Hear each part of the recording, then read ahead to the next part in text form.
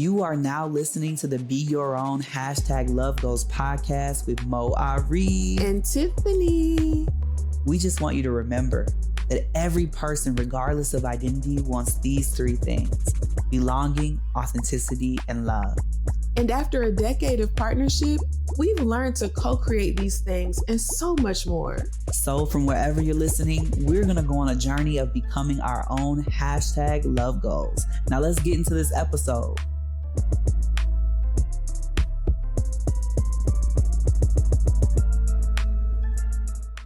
Hey, it's Moe Ari and Tiffany. And this is the Be Your Own Love Goals podcast. Thank you so much for being here.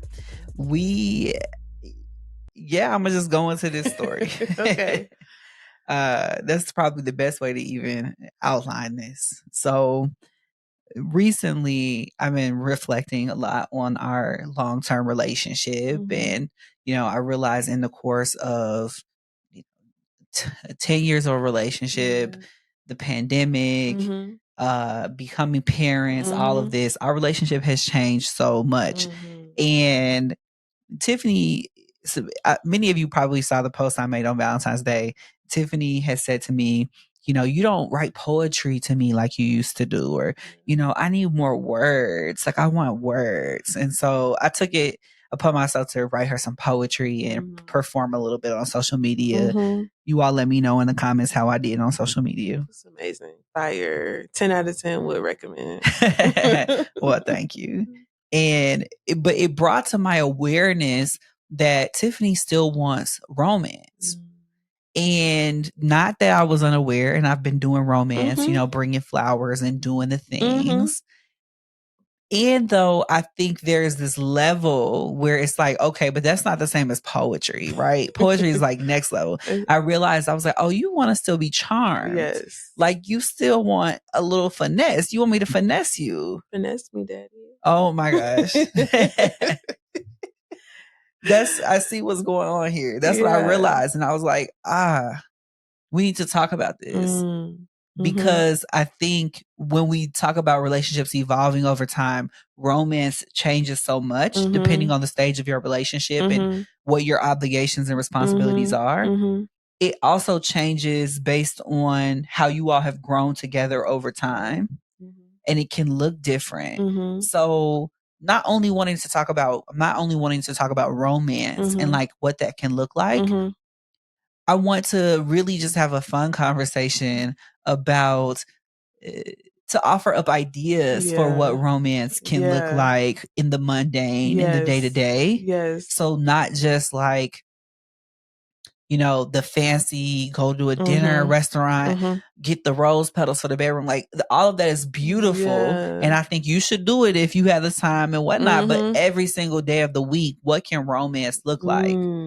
And let's like really talk about that. Tiffany, I'm going to start with you.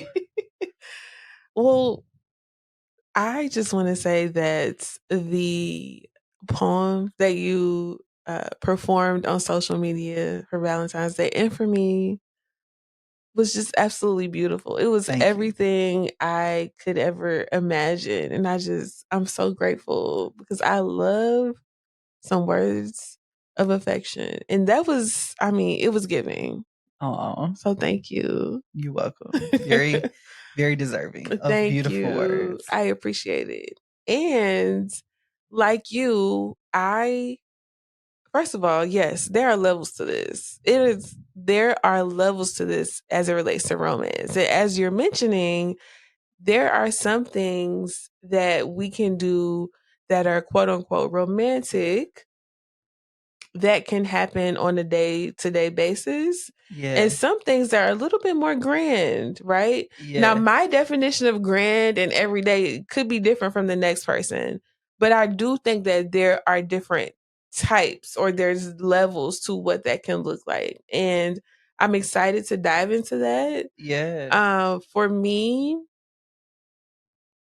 I think that it is very important as it relates to romance to have the feeling of romance, right? Okay. Aside from the things that we're doing, the things that are being bought, I like feeling okay like it's romantic. And I feel like we have done a pretty good job of cultivating this. And yes, to your earlier point, you are very charming, always have been. Thank you. And the Well, actually, you told me I was the most charming person you've ever met.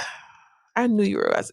Yes, Moe Ari, you are the most charming person I have ever met on the face of this planet. Thank you. You really are. And um I think that me even requesting these words is because of the feelings that they elicit. And you write poetry all of the time. You send me beautiful message all of the time. You tell me these things all of the time. This was a moment where, or I didn't ask you to do this for Valentine's Day, but in that conversation, I was like, I really like that. I was expressing to you or trying to express to you how the romantic feelings or the level of intimacy and connection, what that felt like with this particular thing. And for me, romance looks like that feeling. Yeah. And it doesn't always have to be this big grand thing for me. Yeah. So, when I start to think about what that could even look like on a day-to-day basis,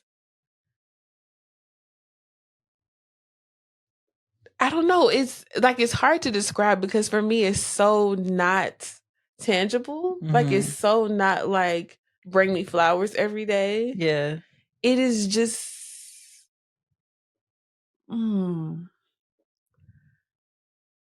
I love being in relationship with you because we do find ways to speak to what feels connecting for the other person and then what feels connecting to us as a couple. So that it's not solely focused on me, it's not solely focused on you, but it's ultimately focused on how we can connect together as a unit. Yeah. So Romance in the day to day, then I think can look like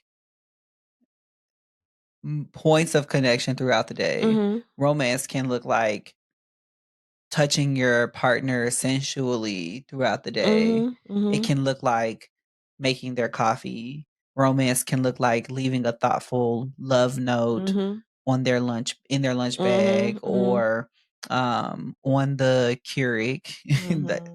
Those are all things that I've tried. Yeah, I mean, you've done more than try. You've succeeded. Those things I love them. Yeah.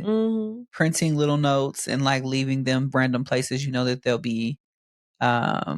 Tiffany one time came to my office because she was nearby. She was like in the area and she sent me a text message and said, "Your lunch is in the car." And she put like my Jimmy John's. She ordered me some Jimmy John's for lunch and she put it in my car. So I just had like the Jimmy John's and like once she were on the back of like some mayo, which I thought it was so cute. A little letter, but that's romance.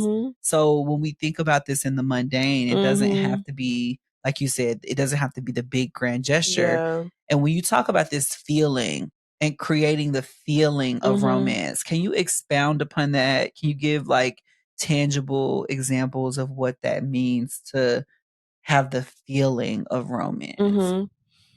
I think that is rooted in a level of intention. Okay. So even, this example that you're describing here of me going to get you lunch, I mean, I didn't know what I was going to write on, but I found some mail and I wrote you a note and I was like, "Hey, I'm thinking about you.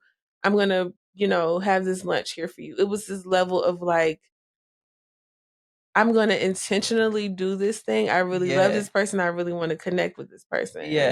And an example of this I can think for you is, the many times when we were dating where you would, or at this very moment where we're traveling, you really take the time to create an itinerary. You create, you include date night, you include what restaurant we're going to go to, or at least options of what that looks like. And I think that there's this level of intention there that really cultivates this. I'm here. I want to be with you. I want to spend time with you. I want to make sure that you're cared for. This is how I want to connect in this moment. I think that is like a way, like a direct way is focusing on being very intentional about doing good thing or showing up in a way that creates this level of connection and love. Yeah. So I can see this. Yeah, I can really see this playing out. Or what you mean by intention. It's almost like thoughtfulness. I keep getting the visual of two people sitting down at a very beautiful restaurant, dimly lit, white tablecloth. They're dressed amazing, immaculate. They're on their phones the entire time. They're not having a great time in their relationship, so they're barely talking, but this is their favorite spot, so they come every week. There's so much about that for an average person. There's probably candles on the table. For an average person, they would be, or average relationship, they might be there and they'd be like, wow, like this is so romantic. But that feeling you're talking about has to do with the co-created energy between the two people. Yes. The intention behind going. Sometimes we find ourselves happening into romantic situations or environments that would normally be romantic, but if our energy is not carrying that intention, like you're saying, it won't be a great experience. And so I'm thinking about this episode. I won't get too into it. Sorry, I won't get too into it because I don't want to talk about people. I'm thinking about this episode of Real Housewives where one of the characters one of the characters has a really romantic date night with her husband. And what the husband like really goes all out, has a private chef. They're on this beautiful balcony. They're both dressed to the nines, amazing. But they get into these conversations that are about what the difficulties they're having in their marriage. And he gets really upset. She gets really upset. They end up arguing, storming out. And so it was no longer romantic. That whole setup was a 90s R&B video. It was a whole vibe. But it did not end up actually turning out well. So I get what you're saying about the emotional experience of romance being about intention and the energy you two, or the however many people are involved, like the energy you all bring to that date or that romantic situation. And I feel like that's a piece of it, and the weight that has for one person might be different than it is for me. But I do feel like that is the underpinning of these moments as you're describing, because we can be in these things that would otherwise be romantic so many times. And if that level of intention is not there, or we're not present to the fact that we are trying to co-create this romantic moment, it can be missed. Because of the level of intention, it really becomes a very connecting moment. So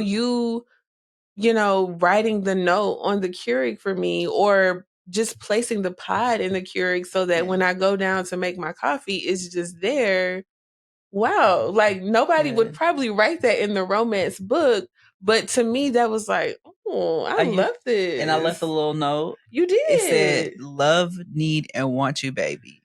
And I was in my feelings for the rest of the day from a note on the Keurig.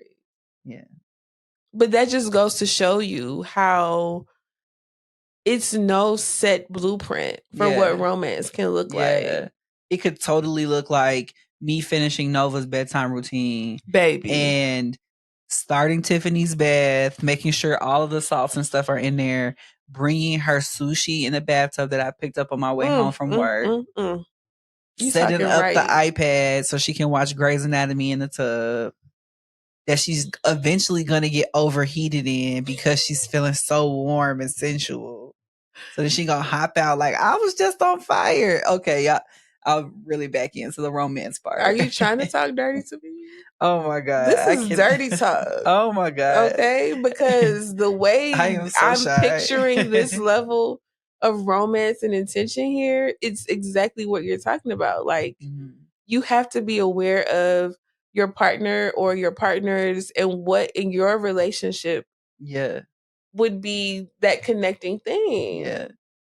no one else can tell you that, but I know for Yeah. us, we constantly are on a journey of Yeah. connecting to that, integrating that, Yeah. co-creating that, and Yeah. co-creating that for us together, not Yeah. just for the other person or for me. Like Right. romance is for us Right. together. Right. Right. For us together. Mm-hmm. I think that that's a really important point because culturally, we get a lot of messages that romance is for them Yeah. people. Romance is for the other person, whoever the other person is. And it really is a co-created experience meant to elevate your relationship in general. And when we participate in the give and take in that, we benefit individually and collectively. We really, really do. Yeah. Because it creates a culture of that within our dynamic. So it's like this is why I feel like, to your earlier point, we have been creating this level of romance, or our status quo is like romance, right? Yeah. So many people have come to our house over the years, and it'll be just a random evening. We have candles lit, we cooking, and they're like, "Are you trying to romance me?" Yeah. But that's not what we're trying to do. That's just the culture. I'm gonna say culture. It feels a little weird to say it, but like that is the environment in which we've created in our relationship, in our home. Yeah. It is. I'm glad you said that. You gave this is a really great example because it's such a beautiful example, honestly, because when we think about what it takes to have romance, let's get into that. Because so much of the vibe we set up in our home is to, one, have ourselves feel comfortable, and anybody that comes to our home feel comfortable. So often there's a lot of thought and intention to the guest bathroom being stocked with toiletries, or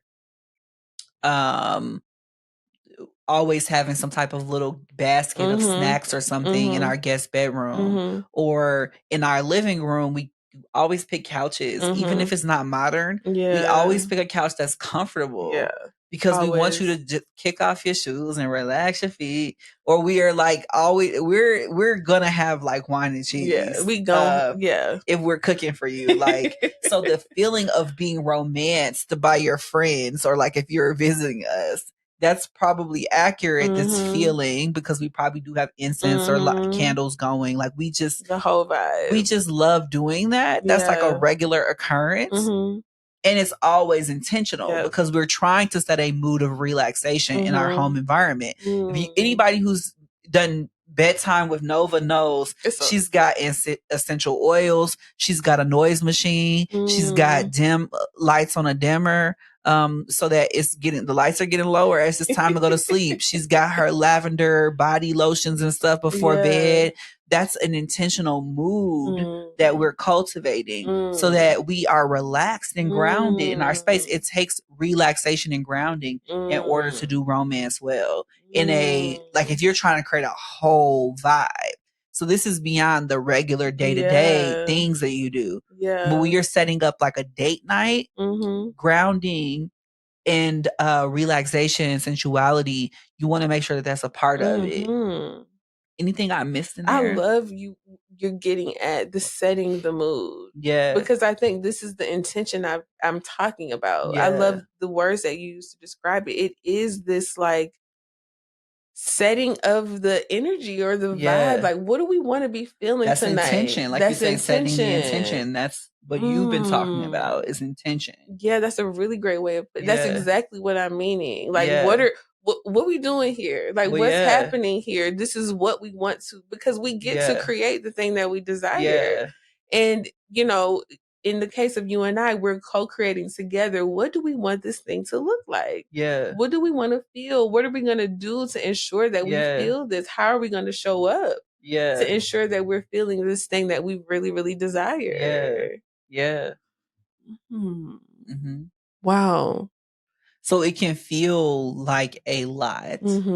But I encourage anyone to shift their thinking. If they're thinking that it's a lot, check in with yourself about whether or not you're thinking that it's for the other person when you think about it's a lot. Because a lot of times I know for masculine people in cisgender hetero relationships, they've been conditioned to think that setting the mood is about getting the other person to open up to sexuality and sensuality. I want us to walk away from that type of thinking. When you're like setting the mood in your home environment, think about how you're relaxing yourself. Think about how good that feels for you to put the kids to bed, let your partner get that extra time she needs to get like take a shower and like stop having to be a mom. Again, I'm saying cisgender hetero relationships. To have that time that she needs to stop being a mom and put on something sexy. Maybe you've already taken care of dinner. So all she really has to do is be ready. And then you also get to just enjoy and relax as well. If you have that energy to do that, or maybe your dynamic is different. Maybe it's that I was talking about traditionally cisgender hetero relationships, but let's say your dynamic is different. You're in an LGBTQIA plus relationship. Whatever your dynamic looks like, think about setting that mood in a more in a way where it's considering that you are also benefiting from that vibe. So play the music that you like that gets you feeling sensual. Play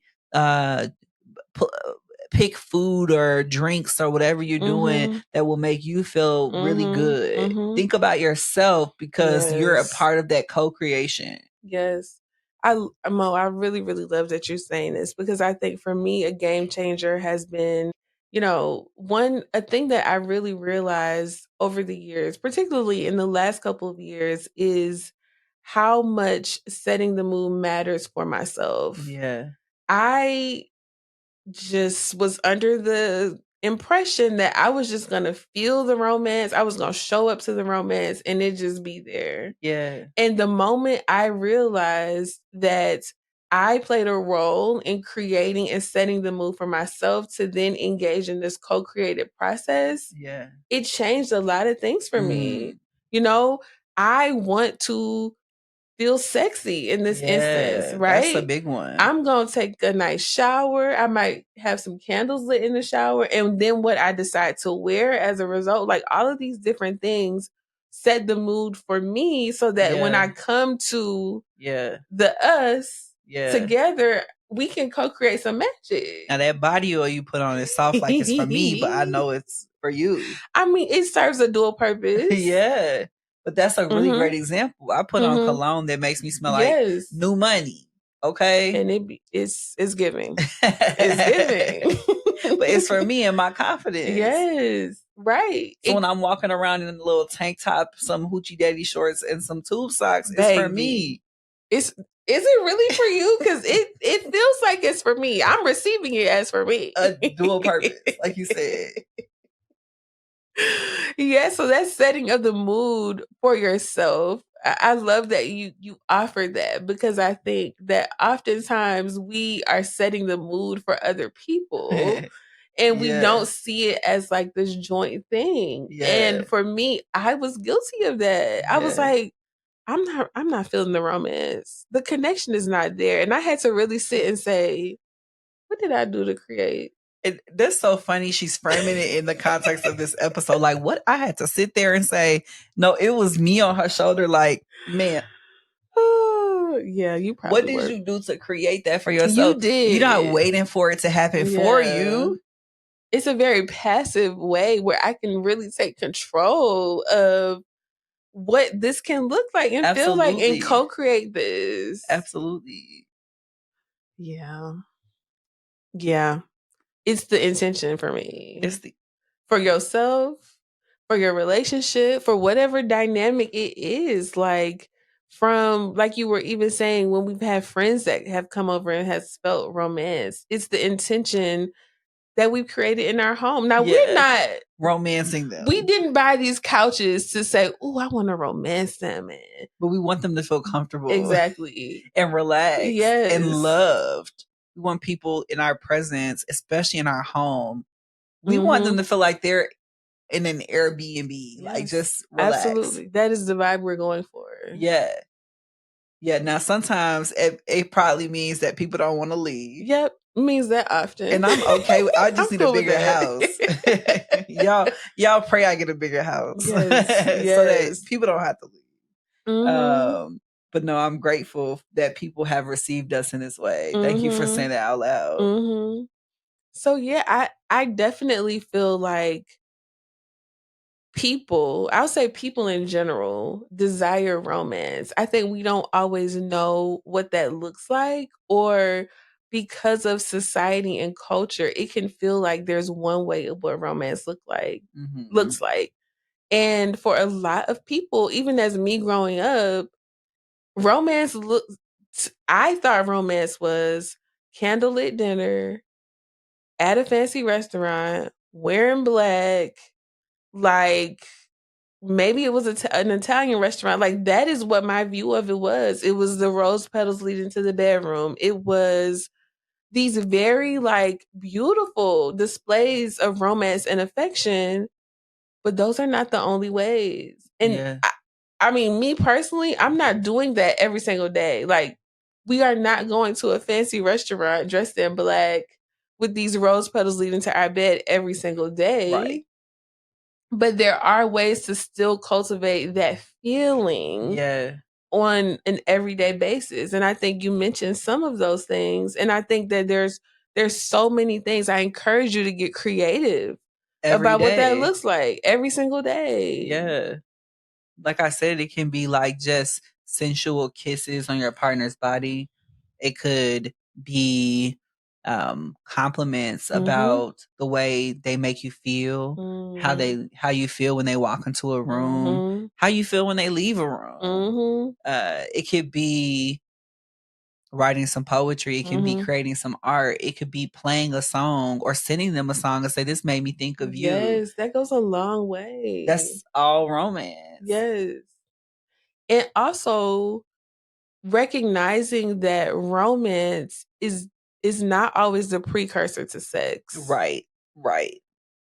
That's called foreplay. The precursor to sex is called foreplay. The precursor to sex is called foreplay, not romance. Romance does not always have to lead to sex. Yes. And I think that is some of the reason why we lean off it.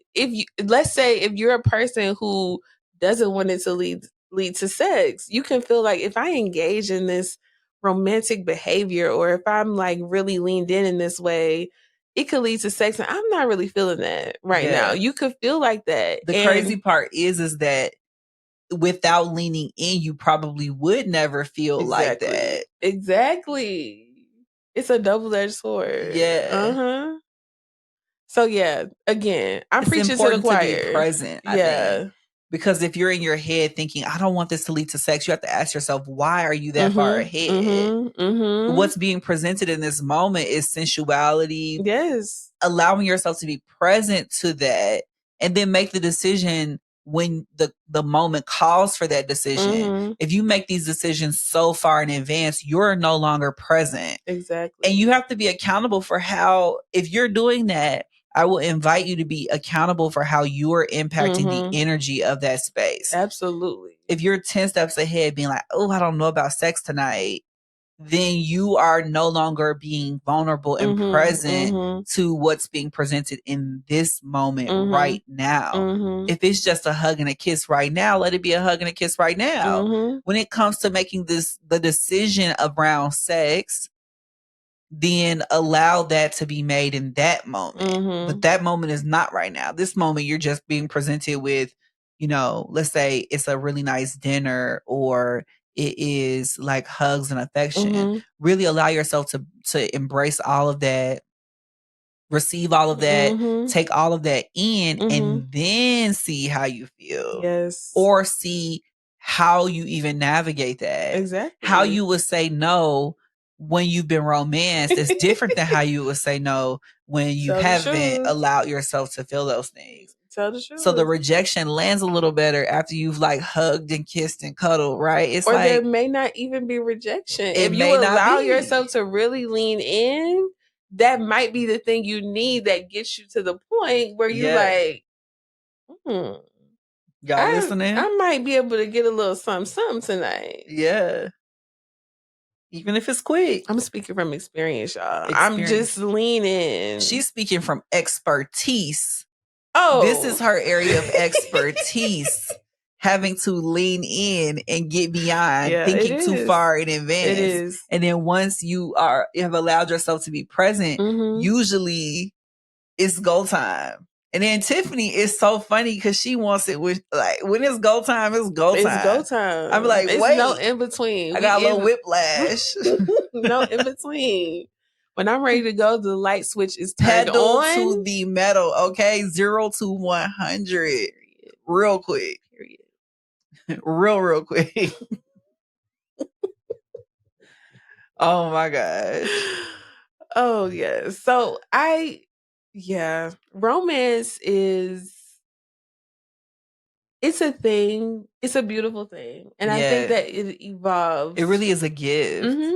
Yeah, it's a gift. And as we grow as people, as your relationship grows and ebbs and flows, the romance does as well. And it looks different at different points. And you might need to reevaluate things over time. Yeah. And there's so many mundane ways to engage in romance that don't have to be the all out big grand things. Yeah. I'll end on this because I think what you're saying is so important and you're getting at, which I mean, and we'll keep talking about this over time, what it looks like to allow something to look different than what you expected it to be. And so when we think about parenthood or moving into that particular journey, romance can sometimes be your hands touching while you both bathe your newborn baby and you sharing this moment that's so beautiful and special to you. That's also romance. That's sensuality, that's intimacy. It can be whatever you want it to be. The conversations just have to be co-created. Just have more intentional dialogue about what togetherness means. If y'all are spending all your time as newborn parents, that's majority of your time. How in there can you all have romance?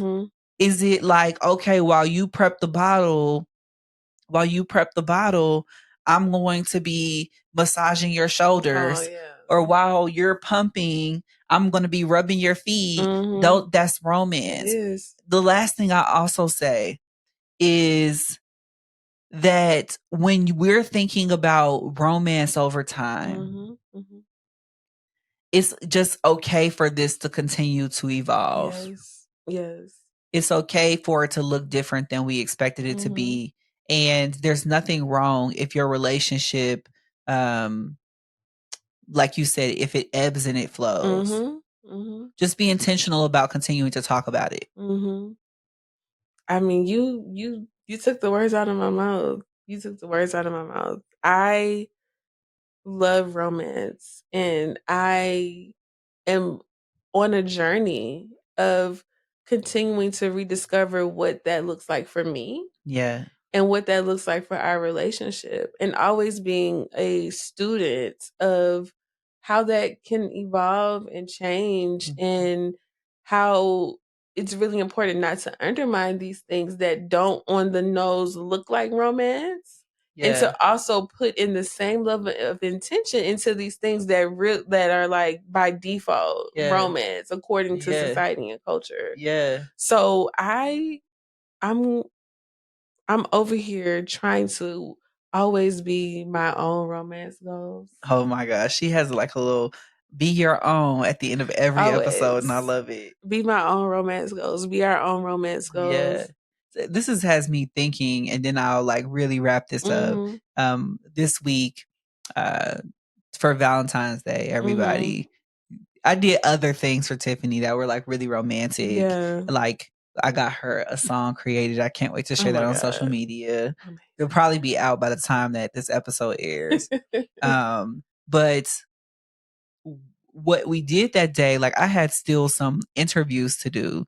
And so really on the spot, I get an interview at a news station. So I had to go into the studio and Tiffany goes with me. And I was thinking, at first I was feeling guilty, like, oh, I'm doing work on Valentine's Day. Is she going to be upset? But the opportunity to go with me ended up being really special for Tiffany. And I realized for me, romance, even in that moment, is like sharing that moment with Tiffany because she doesn't always get to be behind the scenes when I'm doing work like that. And then also looking out and seeing her there cheering me on because she got to stand in the studio was also like really special. And that's romance, to see your greatest supporter or one of them to be there. And that's your partner, to see your best friend there cheering you on. So that's romance. And it didn't take away from the day. It just added to it. It added like this very special memory that I don't think we'll forget to the day. And I was resistant at first, but I made the choice to lean in, and it ended up being beautiful. Yeah. It ended up being, just a really romantic, very memorable, connecting and memorable moment that I ended up being like, I love this man. Oh. I mean, I always do, but it just was a moment for me to sit and say, wow, I really love him. I love being in partnership with him. And I love having these opportunities to share such memorable moments. So I am grateful, and I'm so happy I leaned in. Oh, beautiful. I'm so happy you did too. Well, this has been a really beautiful conversation, Tiff. Thank you for your insights as always. Thank you all so much for listening. If you have questions, you can always reach out to us at lovegoespodcast@gmail.com. Connect with us on Instagram. We just look forward to you all just listening more and being community with us. Stay tuned for more episodes. Okay. I hope you all have a really great day and be well. Bye. If you're listening to this on Apple Podcasts, don't forget to rate, review, and subscribe. Video episodes are on YouTube and Spotify. If you want your question included in an upcoming episode, feel free to reach out to us on Instagram at Be Your Own Love Goals, or check out our website at lovegoespodcast.com. We look forward to hearing from you soon. Bye.